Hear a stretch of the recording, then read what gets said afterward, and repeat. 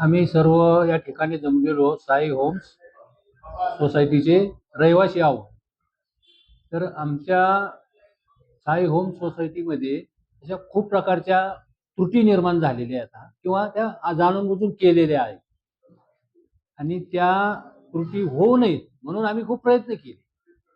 पण आमचं म्हणणं ऐकण्याची समोरच्या लोकांची अजिबात मानसिकता नाही. त्यामुळं आम्हाला ती निवडणूक प्रक्रिया लावायची वेळ आहे.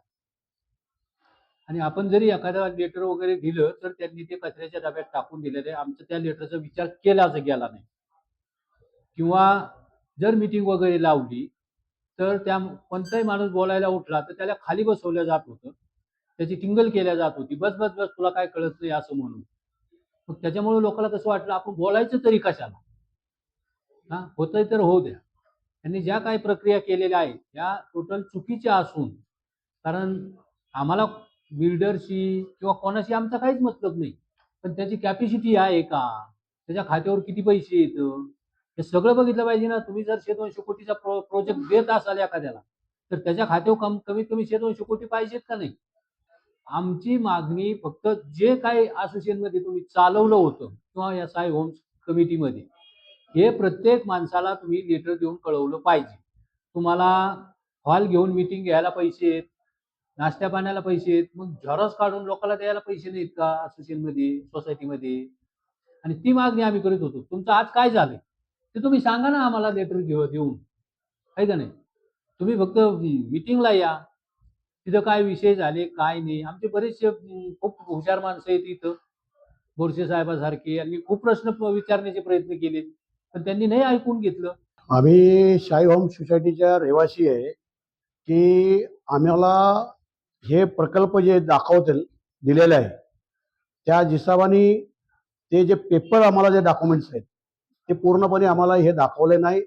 आणि दुसरी गोष्ट शाई होम सोसायटीच्या नावाने आपण रजिस्टर करू अशी हिशोबाने सांगून आमच्याकडनं सह्या घेतलेल्या आहेत. मग ते सह्या आपण सह्या केल्या. आणि दुसरी गोष्ट कसं आहे ह्या जे लेटर आहेत हे जे फोटोज आहेत ह्या लेडीजला आम्ही कधी मीटिंगमध्ये एकाही मीटिंगमध्ये आम्ही बघितलेलं नाही. हे जे फोटोज आहेत ह्या लेडीजला कधीच नाही बघितला. आणि हे ॲग्रीमेंट केलं तर आपले जे सोसायटीचे मेंबर्स होते त्यांनी केलं ठीक आहे. पण केलं तरी तुम्ही सोसायटीचे जे रहिवासी आहे जे सार्वजनिक आहेत त्यांना हे दाखवलं पाहिजे होता. त्यांच्या घरी पाठवलं पाहिजे होता की बाबा हे अशी अशी आहे हे अशी करणार आहेत आम्ही करायचा का नाही करायचा. ते जनरल बॉडी मीटिंग घेऊन जनरल बॉडीमध्ये डिस्कस करून ते ॲग्रीमेंट व्हायला पाहिजे होती. खरं म्हणजे त्यांनी न जनरल बॉडी मीटिंग न घेता त्यांनी डायरेक्टली हा ॲग्रीमेंट करून त्यांना देऊन टाकले. उद्या उठून हे लेडीज जर कुठं काय झाला पॉवर ऑफ अथॉरिटी त्याला दिलं सांगतात. मग ते पॉवर ऑफ अथॉरिटीमध्ये त्यांना पॉवर त्यांच्या हातामध्ये आली. आम्ही काय करायचं पुढं? नमस्कार. मी सेक्टर 1 नेरूळ इथे रहिवासी असून आमच्याकडे पुनर्विकासाचा प्रोजेक्ट सुरू झालाय. पण आमचा ह्या प्रोजेक्टला अजिबात विरोध नाहीये. त्यांचा कार्यकाळ संपलेला असतानाही यांनी हे प्रोजेक्ट सुरू ठेवलं.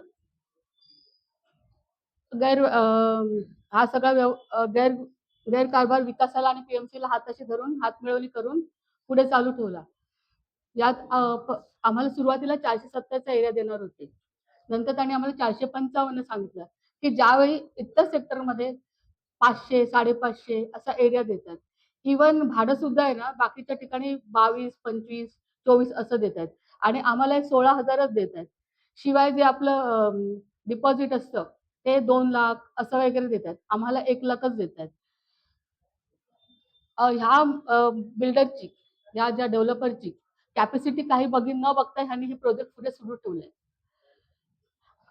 आमची घरं जाण्याची पाळी येईल त्याला जबाबदार कोण असणार आहे? हे विकासक की हे जे आमची सोसायटी मेंबर कमिटी मेंबर असणार आहे की आम्ही असणार आहे की आम्ही ज्यांनी सह्या दिल्यात त्यांना. आणि ज्या आमच्याकडनं सह्या घेतल्यात ना त्या पण आमच्या हे करून घेतलेत आमच्याकडे फसवणूक करून घेतलेल्या आहेत. NL4 1 आणि 2 ज्या रस्त्याच्या पलीकडे आहेत, ज्यांचा आमच्याशी काही असोसिएशन आमच्या सोसायटीची काही संबंध नाही अशा त्या आमच्यामध्ये मर्ज करून पुनर्विकासाचा ह्यांचा प्रयत्न चालू आहे. आमच्या रहिवाशांना एकालाही यातली खबर नाहीये, कोणालाच सांगितलेलं नाहीये, विश्वासात पण घेतलेलं नाहीये या लोकांनी. अपना ज्यादा मांग नहीं है, अपने को 550 से 600 स्क्वायर फीट जगह चाहिए। हम ये मुद्दे पे अपने को चल रहे हैं हम लोग और 20,000 रुपए भाड़ा आजू बाजू में 80,000 1 लाख रुपए डिपॉजिट दे रहे हैं, इतना 2 लाख रुपए डिपॉजिट दे रहे हैं, उतना डिपॉजिट चाहिए और अपना कोई तकरार नहीं है।